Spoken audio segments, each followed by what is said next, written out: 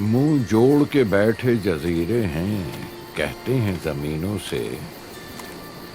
हम लहरें बिछाए बैठे हैं बरसों से महीनों से। एक बार तो आओ तैर के तुम, हम साहिल रखते हैं। लहरों की तरह बह जाते हो, उतरो तो सफीनों से।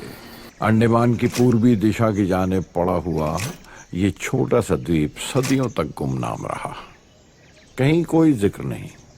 सन 1016 ईस्वी में एक बार फिर इन द्वीपों का जिक्र मिलता है राजा राजेंद्र चोला दी सेकंड उनके दस्तावेज में।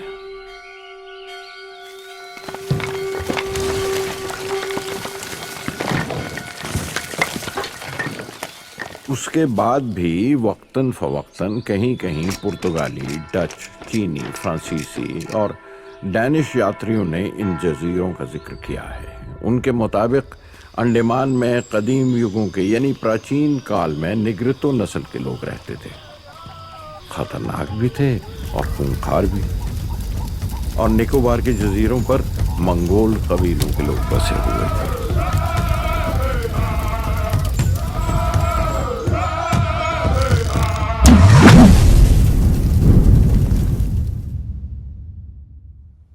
सन 1788 था। ब्रिटिश ईस्ट इंडिया के एक लेफ्टिनेंट आर्चीबॉल्ड ब्लेयर थे, हाइड्रोग्राफर, और एक कर्नल कोलब्रुक थे, सर्वेयर जनरल ऑफ इंडिया।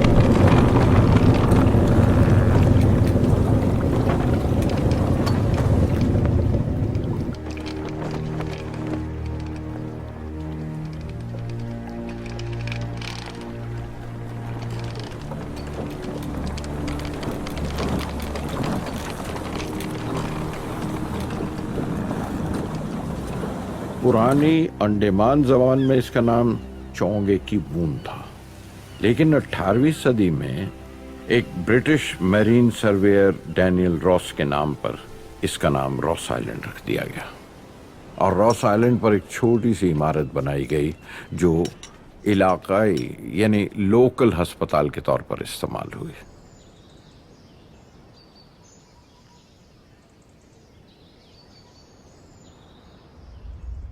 और 3 बरस के अंदर अंदर पोर्ट कार्नवालिस वीरान हो गया। रॉस आइलैंड दूर बैठा चुपचाप देखता रहा और इतिहास दर्ज करता रहा। अंडमान के बसने की उम्मीद एक बार फिर कश्तियों, जहाजों और डोंगियों में बहते बहते दूर हो गई। सिर्फ एक सन्नाटा रह गया और पथराई हुई एक खामोश इमारत। हवा सांस रोके वक्त के लौटने का इंतजार करने लगी। हिंदुस्तानियों का नारा था, लेकिन उनके सामने रहनुमाई के लिए ना कोई नीति थी, ना नेता था, ना बादशाह था। हिंदुस्तान का आखिरी बादशाह बहादुर शाह जफर भी अंग्रेजों के हाथों गिरफ्तार हो गया। आजादी की पहली कोशिश अपनी जंग हार गई। और बेशुमार क्रांतिकारों के लिए उम्र कैद की सजा सुनाई। लेकिन उन क्रांति सैनियों को कहां रखते? हिंदुस्तान के पहले वायसरॉय लॉर्ड कैनिंग ने एक कमेटी तैयार की। इन कैदियों की तो हम ऐसी खौफनाक मिसाल बनाएंगे कि आइंदा ये लोग बगावत का सपना भी देखने की हिम्मत नहीं करेंगे। लेकिन माय लॉर्ड, इतने सारे कैदियों को पीनल कॉलोनी प्लेफेयर। इन मुजरिमों के लिए हम एक पीनल कॉलोनी बसाएंगे, मूल भूमि से बहुत दूर, जहां ये दूसरे हिंदुस्तानियों को बगावत के सपने न दिखा सके, जहां हम इन्हें इनके जुनून के साथ दफन कर सके। देन माय लॉर्ड, अंडमान ऐसी पीनल कॉलोनी के लिए बिल्कुल सही रहेगा। इन दूर दराज के द्वीपों से भाग निकलना नामुमकिन है, और अगर भागे भी तो वहां के खूनखार आदिवासियों का शिकार बन जाएंगे। एक्सलेंट। अंडमान ठीक रहेगा। मुझे जल्द से जल्द रिपोर्ट चाहिए, प्लेफेयर। Yes my Lord.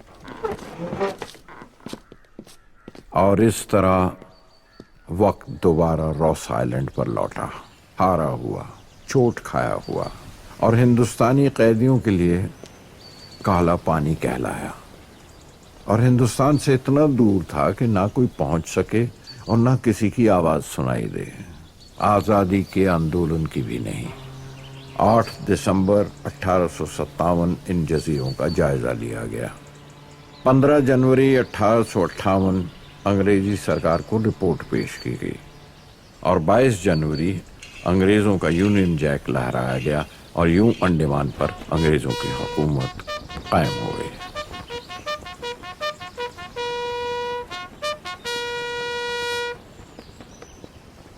200 क्रांतिकारियों को कैदी बनाकर आगरा के एक तजुर्बाकार jailer doctor James Pattison Walker Semiramis नामी जहाज पर अंडमान के लिए रवाना हुए, और 10 मार्च 1858 चाथम आइलैंड पर आकर लंगर डाला।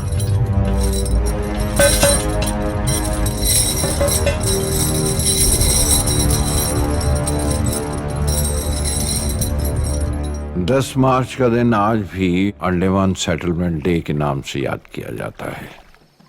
एक रात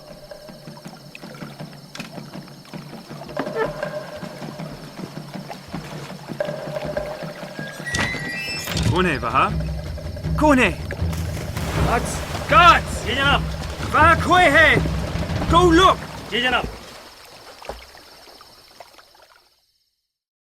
जंगल इतने घने हो गए थे कि सूरज की रोशनी भी मुश्किल से जमीन को छू पाती थी। अंग्रेजी सिपाहियों ने हिंदुस्तानी कैदियों से काम करवाना शुरू किया और रॉस के जंगलों की छटाई शुरू कर दी। वही हाथ जिन्होंने अंग्रेजों के खिलाफ बंदूकें और कलम उठाई थी, अब उन्हीं के कोड़ों के नीचे कुल्हाड़ियां चला रहे थे, पेड़ों की जड़ें काट रहे थे। आजादी की जंग अब गुलामी की कैद बन चुकी थी।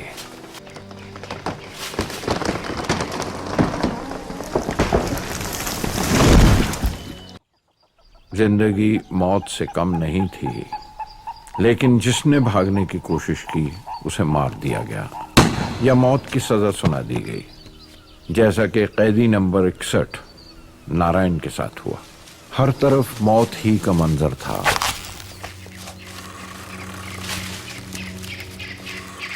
कौन है ये?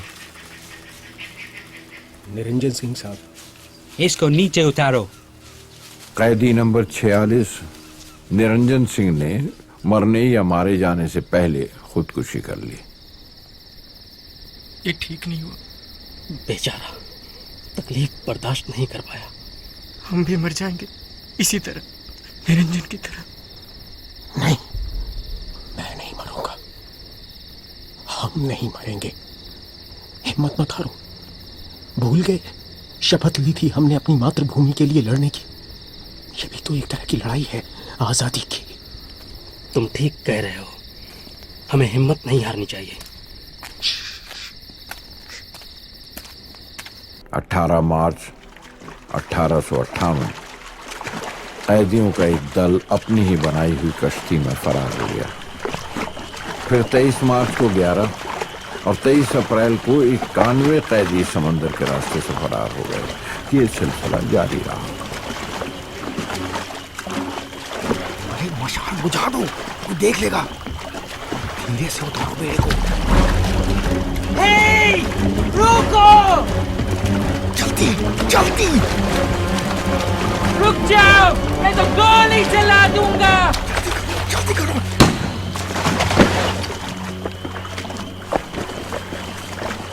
तजुर्बाकार जेलर डॉक्टर वॉकर ने कई फरार कैदियों को फिर से पकड़ लिया और चाथम आइलैंड पर ले जाकर एक ही दिन में 86 आदमियों को मौत के घाट उतार दिया।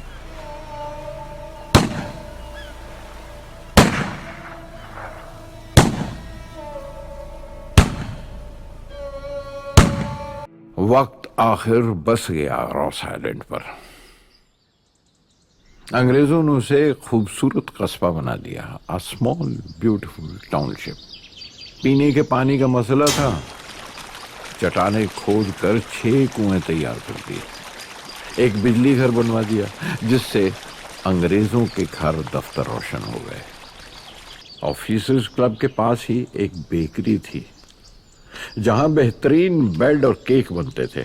वो इमारत आपके सामने रोशन है, वो देखिए।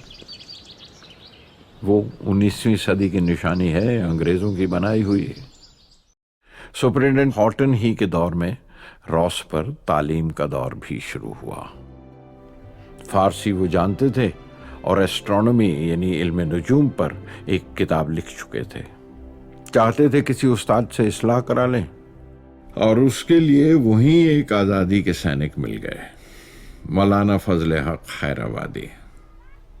और इस तरह रॉस आइलैंड पर पहला स्कूल खुला जिसके पहले उस्ताद मौलाना फजल हक खैराबादी हुए और पहले शागिर्द कर्नल हॉटन थे। 19वीं सदी के आखिर की तरफ सन 1863 में एक सुपरिटेंडेंट की पत्नी मिसेस हैरियट टाइटलर ने ईसाइयों के लिए एक चर्च की बुनियाद रखी। देखते देखते ही वहां 2 गिरजाघर खड़े हो गए, एक चर्च ऑफ इंग्लैंड के तहत और दूसरा कैथोलिक चर्च। चर्च पर एक घंटा घर खड़ा कर दिया गया जिसके घंटे की आवाज लंदन के बिग बेन से मिलती थी। अंग्रेजों के लिए वो उनके वतन की याद दिलाता था। शनिचर की रात जश्न की रात हुआ करती थी। Gary! उस गारी को ढूंढ के लाओ। गारी! गारी! और इस जजीरे पर सबसे अहम शख्स जो था उसका नाम गौरी था और वो यहाँ के बिजली घर का इंचार्ज था। अभी हो जाएगा साहब।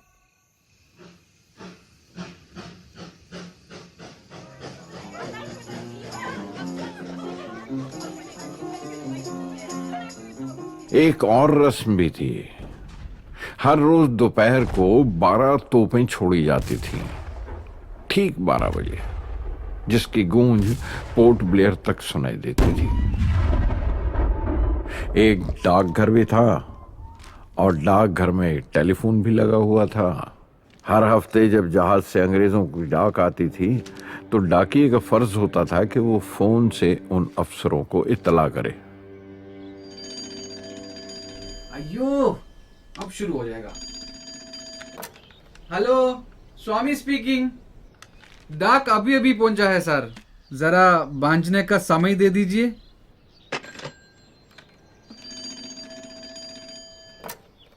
Hello, Swami here.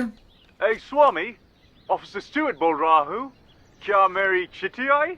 I am sorry sir, आज आपकी कोई चिट्ठी नहीं है।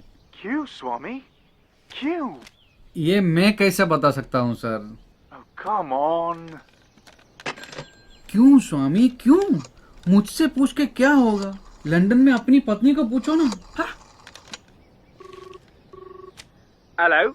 गुड आफ्टरनून विलियम सर, मैं स्वामी। आपको बताते हुए बहुत खुशी हो रही है सर कि आज आपके लिए 2 चिट्ठियां हैं। Jolly good. I'm so happy Swami. Thank you sir. Hey स्वामी, क्या तुम्हें भी कभी कोई चिट्ठी आती है? नहीं सर, उसके लिए तो मुझे खुद अपने नाम पर चिट्ठी लिखनी होगी। Very good. 1872 में एक बार हिंदुस्तान के वायसरॉय लॉर्ड म्यो अंडमान के दौरे पर आए। वायसरॉय का स्वागत 21 तोपों की सलामी से किया गया। Company, put on! Company, right turn!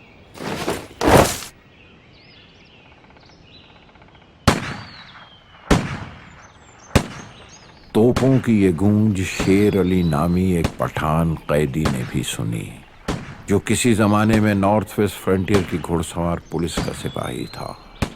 वो सिपाही था, जानता था 21 तोपों की सलामी किसी अंग्रेज वायसरॉय के लिए ही हो सकती है।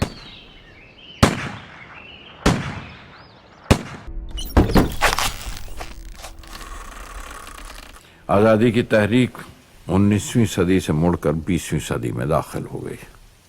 1930 की दिहाई तक आते आते एक मंदिर का निर्माण भी हो गया जिसमें गणेश की मूर्ति रखी गई। गणेश पूजा बड़ी धूमधाम से शुरू हुई जिसमें हर मजहब का हिंदुस्तानी शामिल होता था। उसके बाद एक मस्जिद ज़हूर में आई। सच तो यह है कि 19वीं सदी ने जब करवट ली तो हिंदुस्तान पर अंग्रेजों की गिरफ्त कुछ कुछ ढीली होने लगी। हालांकि हुकूमत करने का नशा उनके दिमाग से उतरा नहीं था, लेकिन हिंदुस्तान में बसे रहने के लिए उन्हें हिंदुस्तानियों की तरफ अपना बर्ताव भी कुछ कुछ बदलना पड़ा।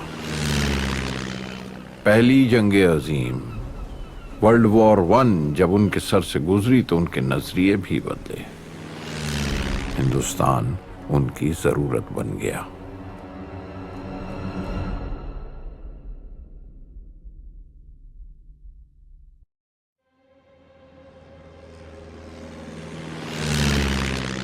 (1939) में 1939 एक और आलमगीर जंग शुरू हो गई, द सेकेंड वर्ल्ड वॉर।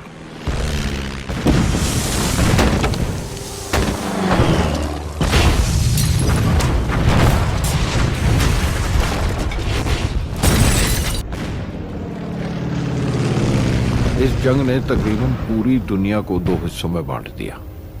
एक तरफ बर्तानिया और फ्रांस और सब मिलकर अलाइड फोर्सेस जमा हो गईं। दूसरी तरफ जर्मनी था, यूरोप के कुछ छोटे छोटे मुल्क और दूर एक जापान का मुल्क साथ हो गए। एक और हादसा हुआ सन 1941 26 जून और 5:21 पर।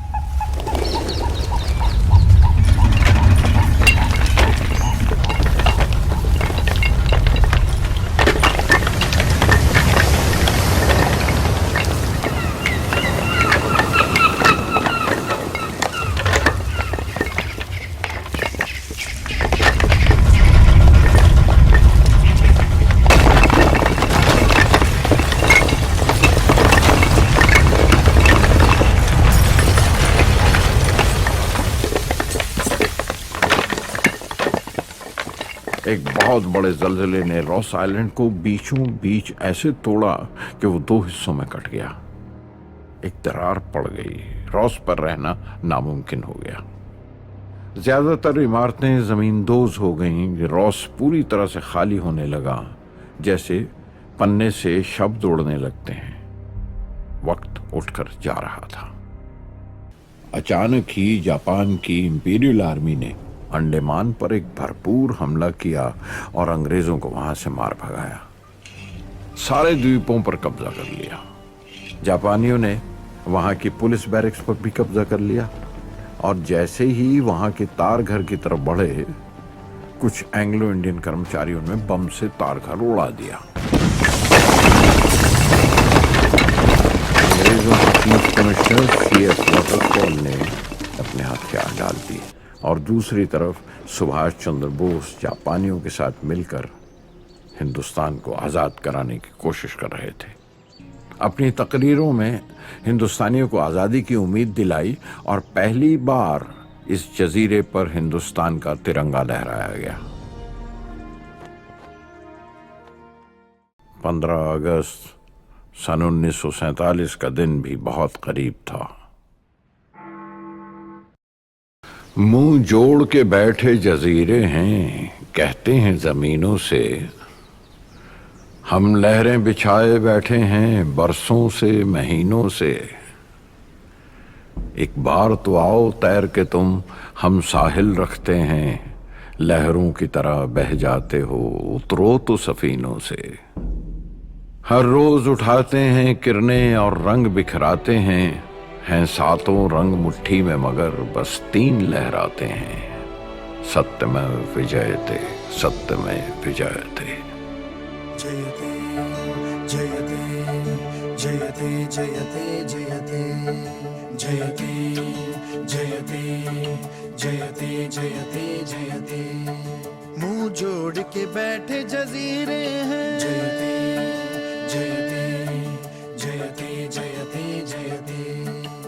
मुंह जोड़ के बैठे जजीरे हैं, कहते हैं जमीनों से। मुंह जोड़ के बैठे जजीरे हैं, कहते हैं जमीनों से। हम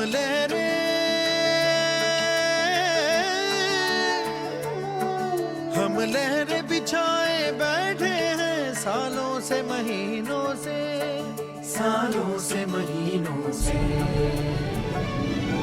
जयते जयते सत्यमेव जयते, जयते जयते सत्यमेव जयते, जयते जयते जयते जयते सत्यमेव जयते, जयते जयते जयते सत्यमेव जयते।